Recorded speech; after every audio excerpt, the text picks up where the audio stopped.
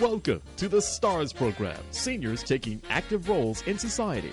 And now, here's your host, ANITA FINLEY. We have one of my favorite guys that comes here to the show, and it's Rick Aspden. And he is, I still have you as Deputy CEO? That's correct. That's correct, of Faith Farm Ministries. And Rick is so enthusiastic. He just loves what he does, and I was feeling very ashamed. I don't know if the word's ashamed, but felt very neglectful that I missed this wonderful homecoming that I've attended every single year for so many years. It just didn't. I don't know. Somehow, maybe it was too cold. Maybe it was something. But I had it on my calendar, and I didn't do it. So forgive me. But would you make believe, like, since I wasn't there, that you could go ahead and tell us everything that happened?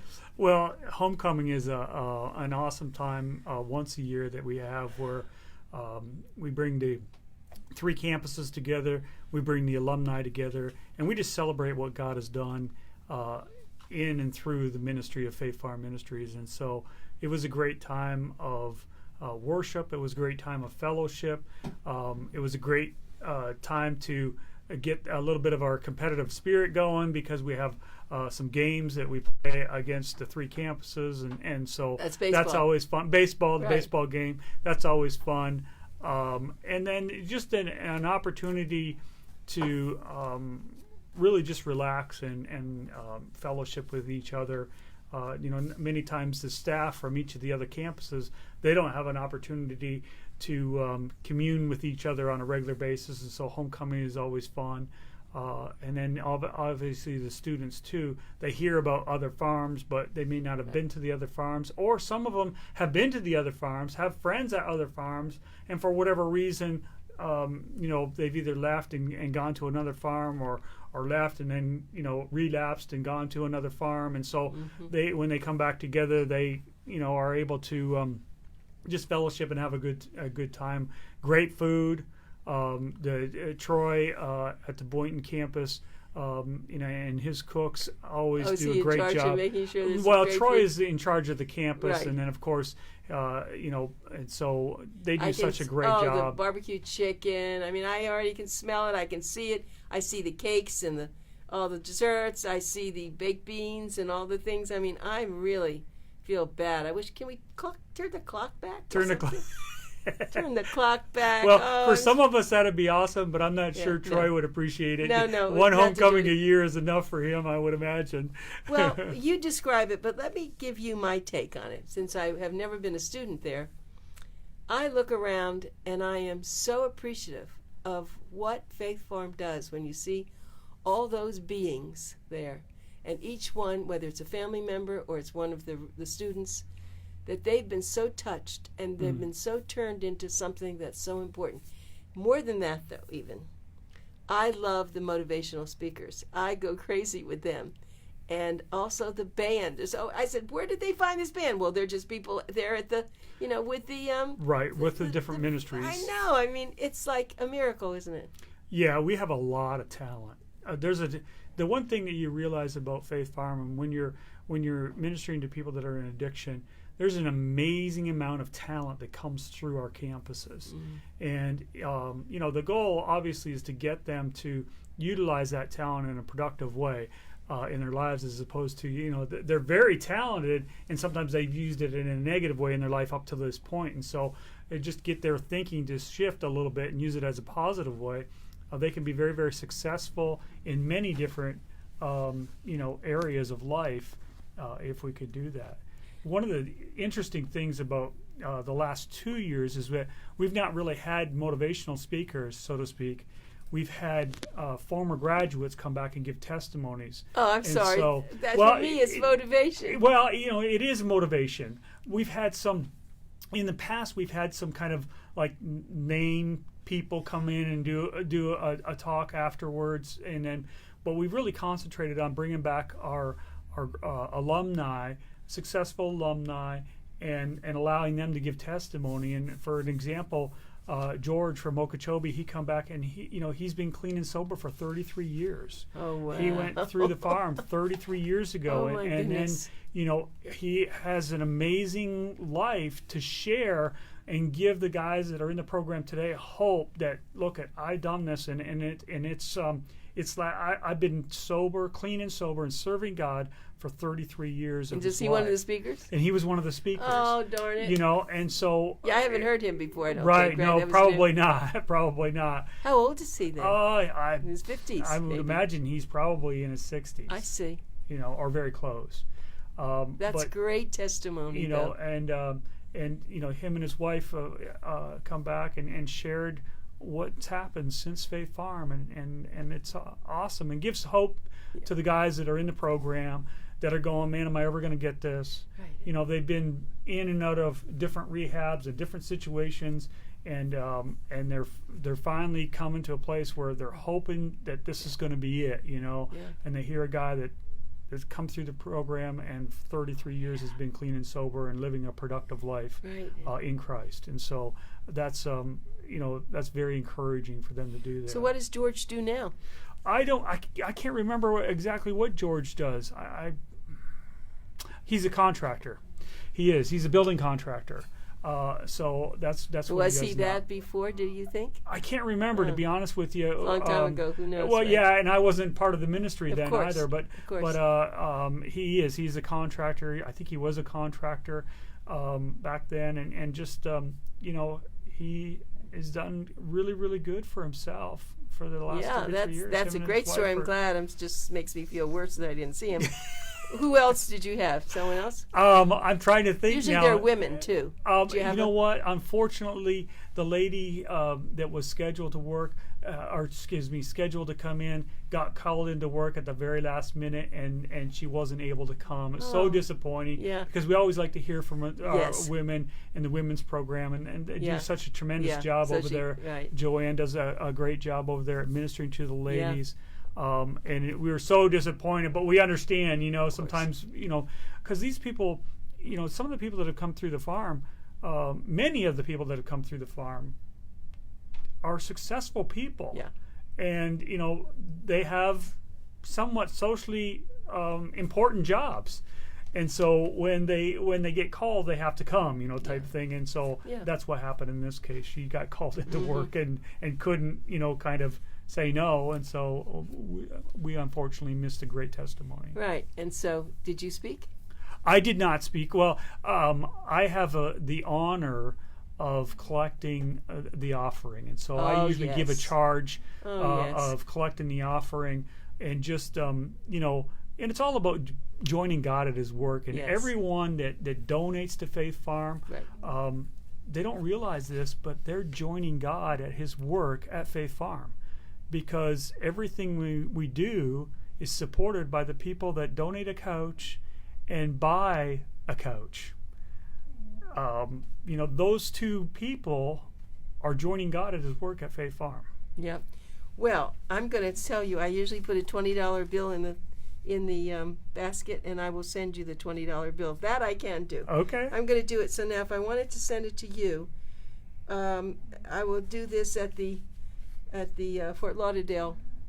Now, where should I do it? Just do it anywhere? Yeah, anywhere. It doesn't matter. I mean, each of the campuses will utilize the money in a major way. You can do it at the administrative offices too. Okay. Or you can go online and give online. Right. We have a number of ways to give okay. to Faith that'll Farm make Ministries. me feel a little bit better. Not much, but and so they also, let's see, every time they come there, there's a lot of, I guess the CEO is there, or the minister. Who is the new CEO? Well, the CEO, Pastor Mike Brown, is the CEO, Pastor Mike Brown. and I'm his deputy. Exactly. Was he there with his wife, his lovely wife? He was, yes. Yeah. Yeah, they're so nice. Yeah, they come. And, Pastor Mike and Sister Teresa have been really growing up in the ministry of Faith Farm. I mean, I think he come to Faith Farm in 1974. Really? He didn't seem that old. Well, he was he was a child. Yeah. His dad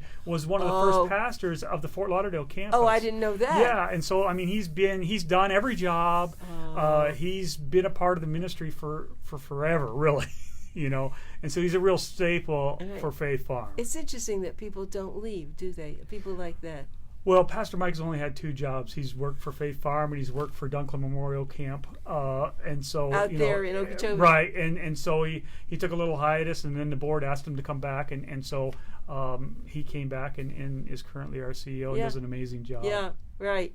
Oh, well, okay. I'm learning a lot of new things, so that's great. So, without making me, because it's kind of, I'm hungry, without making me feel bad, what did they serve again? They served barbecue chicken. Yeah. And then ribs. The ribs are really... Oh, I didn't think we had ribs before, did we? No. I love ribs. Yeah. Oh, people went crazy with that. They may have run out of food. Right.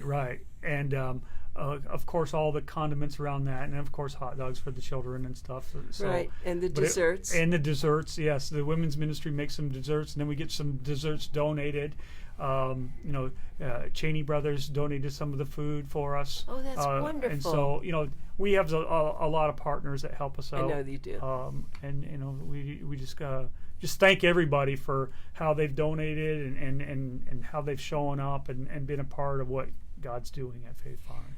And you're listening to this fine man, and it's Rick Aspden Aspden, Deputy CEO of the Faith Farm Ministries.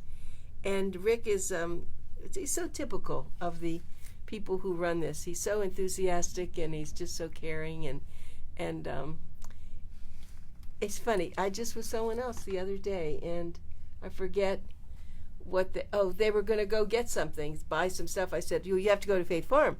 What's Faith Farm? And I said, okay, let me try it. There's still people, as much as we've been doing, there's always people who don't know. This was a newcomer, too. I don't think they were here very long. Sure. But that's the whole point, that if once people know what you do, they're going to be very, very attuned to helping you, because, we keep saying that over 400 men, women are taken care of totally. Right. Totally.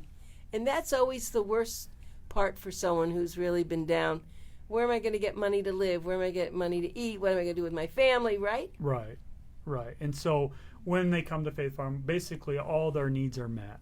They need for nothing except a good attitude and a will and a want to get better. Oh, I know that. That is and so that's spectacular. That's part of what we do is generally speaking, by the time they've got to Faith Farm, they pretty much burn every bridge, destroyed every relationship. They're kind of at their wits' end, and so we pick them up from there and go from there with them. Do you get people, though, who are still working, still doing okay, but they know they have a problem and they cannot get rid of it? And they'll come also, you'll get functioning people that are somewhat, it's all relative, right? Yeah. But it's somewhat functional in society, and they just know that they need help, and they can't seem to overcome it, and so. And they could come also. And they make a conscious decision to say, you know what, I need some help, and Faith Farm is where I'm going to go to get that help. And so we've had many successful people come through the program. We've had doctors, we've had lawyers, we've had all kinds of different people come through the program at various economic levels. Mm-hmm. The program is a free program. Right. And so that's still the most amazing, gift of anything, and that's why I always tell people it's my favorite charity. I wish I were a billionaires or even a millionaires or something like that I could just fund it, Sure. Because when you're doing that it's great. I just was talking with someone about it's on Alzheimer's, and they're doing it's called Alzheimer Drug Discovery, and they have Bill Gates in it. He's put in hundreds of millions of dollars, and also the guy from his name, one of the other huge multi-zillion-dollar companies. I think it's Amazon, and they're putting in huge amounts of money because we do need to do something about Alzheimer's. And what they do is they put in any scientist around the world who thinks they have a little bit of an idea. They fund them. Right. You know, because they know it's got to come from somewhere, and Right. even the pharmaceutical companies now are funding them. Right. So it's kind of like, you know, you've taken on something, and you don't have those huge companies doing this, or we people. don't. We have A lot of little people doing all this. all of our funds come from people that are willing to donate a usable item to Faith Farm, and then other people that are willing to buy those usable items. Yes. And that's the majority of our ministry runs off of that. But every time we have the radio show, I have to ask for people to send money. I just have to do that. Well, we'd be honored to take their money and utilize it for what God is doing at Faith Farm. Of course. Yes, and if you wanted a tour, Rick would be more than happy to show you a tour. Sure. If you're working on your will now and you have some extra money that some of you don't even have family left, what a wonderful thing it would be for you to leave your money to Faith Farm knowing it's going to really go to the right place. This is not, a lot of organizations, they do good work, but the executives get paid very highly. There are a lot of things, a lot of bricks and mortar. There's nothing like this here. This is totally a people investment. Oh, yeah. And it really does save lives. I mean, that's what we're in the business of. We're in the business of saving lives. Because, and a lot of people say this, but this is so true in this industry. It's a life and death industry. The students, they can go out of Faith Farm tomorrow, and if they haven't got what they need to live successfully, there's a real good chance that they're going to die. Really? Have you seen this? Oh yeah, I mean we've seen this time and time again, where some of those for stories. whatever reason, and there's 100 reasons that a student might come and then leave early, for family reasons, for financial reasons, for children reasons, for all kinds of different reasons they leave early, and a couple weeks later, a month later, a year later, we get an email or a telephone call. So and so, passed away. That his addiction finally won, and this is a life and death deal, and we take it very serious because if that person leaves before they graduate, they have a greater chance of relapse, and one relapse can be death. Sure. Depending on what your drug of choice is. So some people who are successful, they leave, they have a good business. Are they donating back, I hope? Well, yeah, some of them are donating back, and we're promoting that more and more, of giving back to the ministry that saved their lives. And so, of course, some of the funds generated are alumni giving back to the program. It's interesting that you said that, because last year we tried to do a Christmas party for the guys, and last year, I know at our Okeechobee campus, that entire party was funded by alumni. Really? Of giving back. And we buy some small type gifts for the guys so that they can have somewhat of a Christmas, and it's fun to be at one of those Christmas parties. And I'm going to invite you the next time so you can come up to one of those Christmas parties. Yeah, I haven't ever done that. And hear the testimonies of, this is the first Christmas that I've been clean and sober for 15 years. Oh, my goodness. Or last Christmas I spent it in a jail cell. Or last Christmas I was underneath a bridge. Or, you just hear the stories and they're so sad. But then understand that this person that's saying this is clean, they're sober, and they have some hope. Right. That I can get through this. And so, to answer your question, we do have some alumni that are giving back to the program, giving back to the men and women that are there in the current program. It's a good time for me to just tell you how you can do that. You would go to faithfarm.org. It is a not-for-profit, and it's faithfarmministries.org. Sorry, faithfarmministries.org, and get on their website and donate. Whatever you can. Just think about it. It will make you feel so good that you've done something like this. I think my life has changed since I've been working with you all. It's been a lot of years. It first came many years ago when someone mentioned, and I had lived in South Florida all my life, never heard of you. And of course I was privileged to have a tour, and I said, oh my goodness, this is really important. And we've been doing this for a long time, because I just don't know, and I've said this to you before and on the air, I don't know of another organization as good as they are, and they do a lot of things. I've been involved in the arts, I've been involved in sciences, that has the heart. I mean, you all just have the heart to take these people. And when I think about Troy, and I've known Troy, I met him, one of the first people, I can't believe that he was a problem. Right. But that's what God does. Right. He takes the people the don't know low who Troy people, is. I have to just tell you, the people that don't feel like they have anything to offer, and he turns them into diamonds in the rough. Yep. And so. And you saw enough to know, and you've been promoting him, to make him a manager of this, and he's risen to the. Oh yeah. To the request. That's what's so great. The other thing that I think is really important, that, and it's grown. When I first started knowing you didn't have women. Right. And now it seems that you've been able to accomplish that. It's not as easy for the men, but with the women as the men, but But they need you too. They do, and it's something that's been laid on my heart to in a futuristic type goal, is to expand that program, because the need is so big. So, okay, fellas and men and women out there, let's donate some money so that they can do something like this. They have a place where they live too, but not. Where do they live? In the Boynton campus? On the Boynton campus, we have a specific, area there in our women's ministry that like I said, it's a very small ministry. Sure. It's something that we do desperately want to expand because the need is so great, but we just haven't been able to at this point. This is a strange question to ask you. Do women succumb to this more easily than men?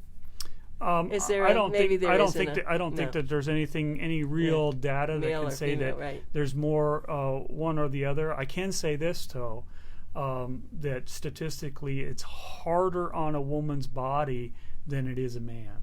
The consequences seem to be, more detrimental to a woman's body. Not only physical, spiritually, and mentally, than the man's body. Seems like, from what I've read and from what I've encountered, that seems to be a pretty accurate statement. Well, I don't think I've ever shared this. I will give you a personal story. I was married to a fantastic man for 43 years, but he was married twice before this. And the first one, he was in college, and he married a woman who was a school teacher, and she had a drinking problem. Okay. And it became very, very bad, to the point that one night he woke up and she was there with a butcher knife, and it could have killed him. Right. So at that point he decided, he couldn't handle this anymore, and he divorced her, sent her back to her family, and it was shortly that, remember, she's a school teacher, and shortly after that they found her in the street, dead. Sure. So a sad story. I never share that with anyone, but it seems so appropriate. Here's a woman, intelligent, everything, and she couldn't stop drinking. Right. And so that's the kind of a person that you would take in there, wouldn't you? Absolutely. Yeah, they didn't have children, but she just, and so you wonder what that really is inside. What is it that someone says where they just can't cope with it, can they? Right. And so unless that person gets the help that they need, generally speaking, they're going to struggle with it. Yep. Yeah, it's thank goodness for Faith Farm Ministries, I'll say that, and I wish you could be all over the country. And I know you're not, and I know you can't. You just have enough to do with the year. We have a lot to do with what we have. But I think you have influenced other organizations. Sure, and we try to. Yes, absolutely. Faith Farm has tried to do influence and give opportunity and influence and expand our territories all over the nation. Yeah. And that and all over the world for that matter. But right now we personally are in South Florida. Right. Yeah. And you're so successful, and I would think that some of these organizations would look to you. Do they come and visit with you? Do you? Some do, yeah. to say, how do you do it? Right. Well, and they just get some feedback on what we've done and what's been successful and what's not been successful. We've been ministering to people struggling in drugs and alcohol for 69 years, and so we can pretty much tell you what not to do, and we can tell you what to do. Right. But with 69 years, there's many people that have gone through the doors of Faith Right. Farm, that are living and have lived successful lives, overcoming their addiction to drugs and alcohol. Well, and thinking about Pappy, he would be very, very surprised that drugs and alcohol, we know them. It's different now because you actually have pharmaceutical drugs, Right. and that is almost amazing to me that became so bad that now you have. What would you say the percentage has grown to? Would you say that they're 25% of pharmaceuticals, or is it bigger, higher? It's probably higher.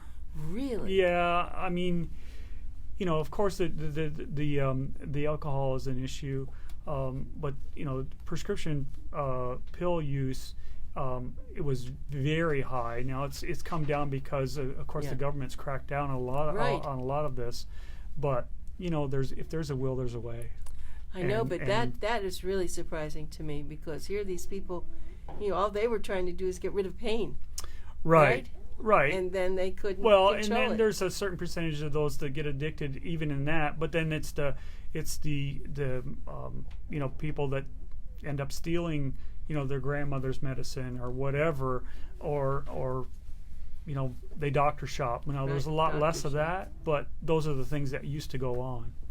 Rick, as always, I love being here with you. I love hearing about it. I apologize for missing the graduation. I'm going to send in some money, and I don't know what else I can do, but just encourage people to send in money and to put you all in their will, and just tell people about this. And we're so thankful that you all partner with us. You just can't believe. We're very thankful for what you do and allow us to do on your radio station. Oh my goodness, it's my great privilege. So thank you again for everything, and we'll have you back again. Oh, I just want to say one more thing. I know that the cars now, you're going to have an auction, and it's only going to be once a year with everything, right? Actually, no, we don't do that no more. Okay. We're when the cars are donated, we're cleaning them up, and then we're trying to get them out for sale immediately. Oh, okay. Well, we can talk about. So that's off. Okay, I didn't know that. Yeah. All right, you have a car. Let's auction it. Let's send it to them though, so they can make some money too. That's right. Thanks, Rick. All right, thank you.